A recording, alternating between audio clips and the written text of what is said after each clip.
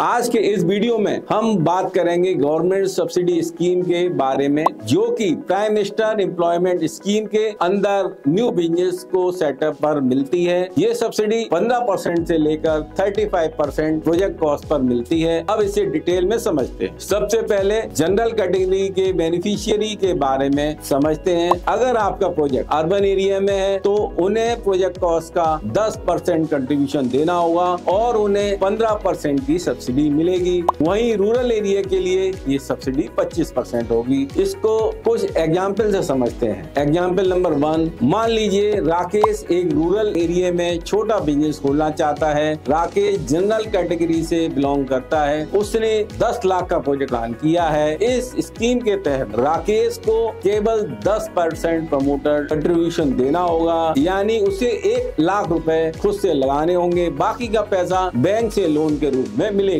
इसके साथ ही उसे 25% सब्सिडी भी मिलेगी, जो 2.5 लाख होगी। वाह, राकेश जी को सिर्फ 1 लाख लगाकर 10 लाख का बिजनेस खड़ा करने का मौका मिल रहा है। सही में गजब की योजना है। अब मान लीजिए मनीष अर्बन एरिया में फैक्ट्री लगाना चाहता है। उसका प्रोजेक्ट भी 10 लाख का है। चूँकि वह शहरी क्षेत्र से है, उसे 10% प्रमोटर कंट्रीब्यूशन देना होगा, यानी 1 लाख रुपए। साथ ही शहरी क्षेत्र में सब्सिडी 15% होगी, तो उसे 1.5 लाख की सब्सिडी मिलेगी। तो मनीष को 1 लाख लगाकर 10 लाख का बिजनेस खड़ा करने का मौका मिल रहा है और ऊपर से 1.5 लाख की सब्सिडी भी। अब हम बात करेंगे PMEGP के अंतर्गत आने वाले स्पेशल कैटेगरी के बेनिफिशियरी के बारे में, जो नए बिजनेस शुरू करने के लिए इस योजना का लाभ उठा सकते हैं। जी हाँ विकास जी, स्पेशल कैटेगरी में कई वर्ग आते हैं, जैसे SC, ST, OBC, minority women, पूर्व सैनिक, ट्रांसजेंडर, पर्सन विद डिसेबिलिटीज और यहाँ तक कि हिल और बॉर्डर एरियाज या फिर NER और ऑपरेशनल डिस्ट्रिक्ट में रहने वाले लोग भी इस सूची में शामिल हैं। अब बात करते हैं इसमें मिलने वाले लाभों की। अगर बेनिफिशियरी स्पेशल कैटेगरी से आता है और नया एंटरप्राइज शुरू करना चाहते हैं, तो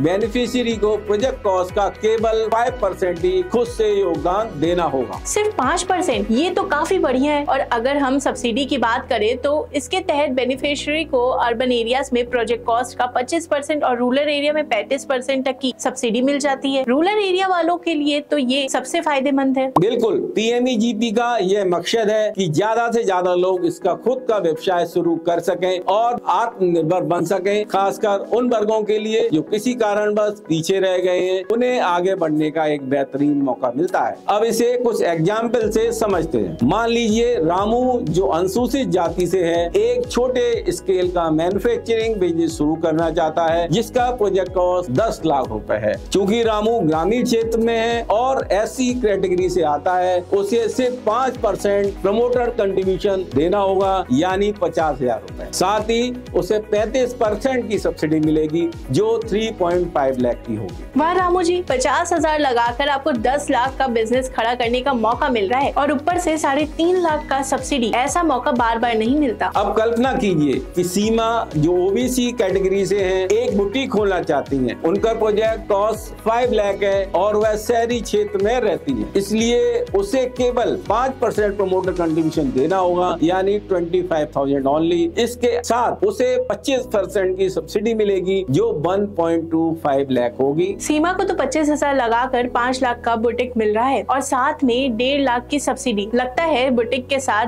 बोनस भी मिल रहा है। मैं भी कुछ बिजनेस स्टार्ट करती हूँ। सोचिए कि रीना, जो एक महिला उद्यमी और बॉर्डर एरिया में रहती हैं, एग्रो बेस्ड बिजनेस शुरू करना चाहती हैं। उनका प्रोजेक्ट 8 लाख का है। क्योंकि वह ग्रामीण क्षेत्र से है, उन्हें केवल 5% प्रमोटर कंट्रीब्यूशन देना होगा, यानी 40,000 रुपए। इसके अलावा उन्हें 35% की सब्सिडी मिलेगी, जो 2.5 लाख होगी। रानी जी को तो सिर्फ 40,000 लगाकर 8 लाख का बिजनेस शुरू करने का सुनहरा मौका मिल रहा है और ऊपर से 2,80,000 की सब्सिडी। सच में महिलाओं के लिए तो ये स्कीम एकदम धांसू है। मान लीजिए कि अजय, जो पूर्व सैनिक है, शहरी क्षेत्र में एक सर्विस सेंटर खोलना चाहते हैं। उनका प्रोजेक्ट कॉस्ट 12 लाख रुपए है, यानी वह शहर क्षेत्र में है और स्पेशल कैटेगरी के तहत आते हैं। उन्हें सिर्फ 5% प्रमोटर कंट्रीब्यूशन देना होगा, यानी 60,000 रुपए। इसके अलावा उन्हें 25% की सब्सिडी मिलेगी, जो 3 लाख रुपए की होगी। अजय जी तो सिर्फ 60,000 लगाकर 12 लाख का बिजनेस खोलने वाले हैं और 3 लाख की सब्सिडी भी मिल रही है। इसे कहते हैं सही में रिटायरमेंट के बाद का बेस्ट प्लान। देखिए, अगर कोई मैन्युफैक्चरिंग यूनिट लगाने की सोच रहा है तो PMEGP योजना के तहत 50 लाख रुपए तक की लागत वाली परियोजनाओं के लिए मार्जिन मनी सब्सिडी मिल सकती है। इसी तरह बिजनेस या सर्विस सेक्टर में 20 लाख रुपए तक के प्रोजेक्ट पर सब्सिडी मिलती है। मतलब अगर आपका प्रोजेक्ट 50 लाख से कम है तो सब्सिडी मिल जाएगी, लेकिन अगर ये लागत ज्यादा हो गई तो बैंक आपका दोस्त है। बिल्कुल सही। अगर आपके मैन्युफैक्चरिंग प्रोजेक्ट की लागत 50 लाख रुपए से ऊपर चली जाती है या सर्विस सेक्टर में 20 लाख रुपए से ज्यादा होती है तो बैंक को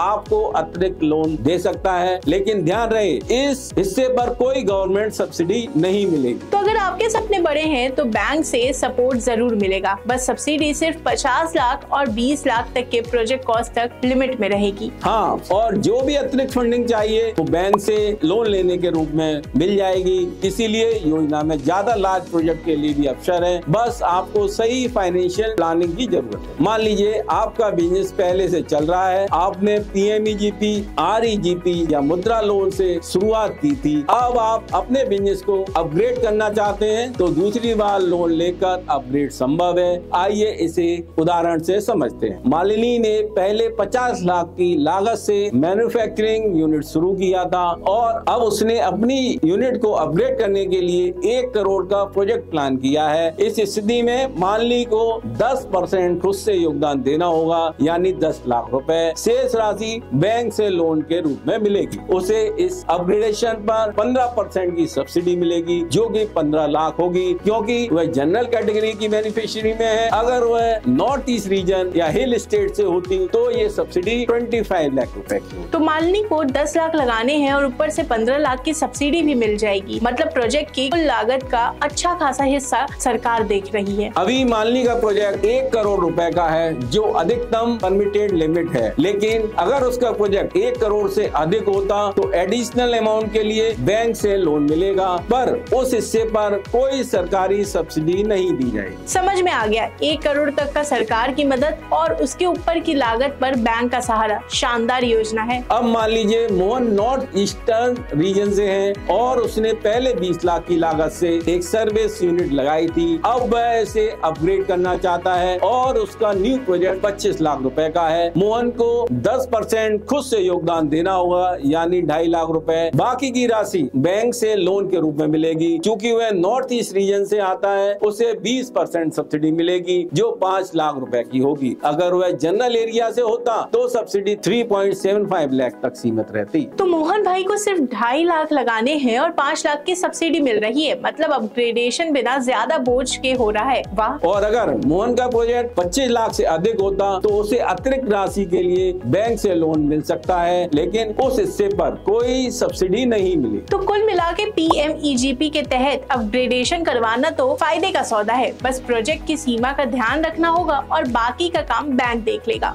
अब कल्पना कीजिए अनुज जो हिली एरिया से हैं, अपनी मैन्युफैक्चरिंग यूनिट को अपग्रेड करना चाहते हैं। उनका नया प्रोजेक्ट 1 करोड़ का है। अनुज को 10% प्रमोटर कंट्रीब्यूशन देना होगा, यानी 10 लाख रुपए। चूँकि वह हिली एरिया स्टेट से है, उसे 20% की सब्सिडी मिलेगी, यानी 20 लाख रुपए। बाकी राशि बैंक से लोन के रूप में मिलेगी। तो अनुज भाई को तो सिर्फ 10 लाख लगाने हैं और ऊपर से 20 लाख की सब्सिडी मिल रही है। सच में हिली एरियाज के लिए ये योजना बहुत ही फायदेमंद है। हाँ, और अगर अनुज का प्रोजेक्ट 1 करोड़ से ऊपर चला जाए तो अतिरिक्त राशि के लिए बैंक लोन तो देगा, पर उस पर कोई सब्सिडी नहीं मिलेगी। तो दोस्तों, अपग्रेडेशन की योजना में PMEGP आपको भरपूर मदद कर रहा है। बस प्रोजेक्ट की सीमा का ध्यान रखें और बैंक से जुड़कर अपने बिजनेस को नई ऊंचाइयों पर ले जाइए। और हाँ, कुल परियोजना लागत का शेष हिस्सा बैंकों के माध्यम से टर्म लोन के रूप में दिया जाएगा। तो कुल मिलाकर ये योजना आपके लिए फाइनेंशियल सपोर्ट का एक बेहतरीन अवसर है। तो दोस्तों, अब आप एक माइक्रो एंटरप्राइजेस शुरू करने का सपना देख रहे हैं तो PMEGP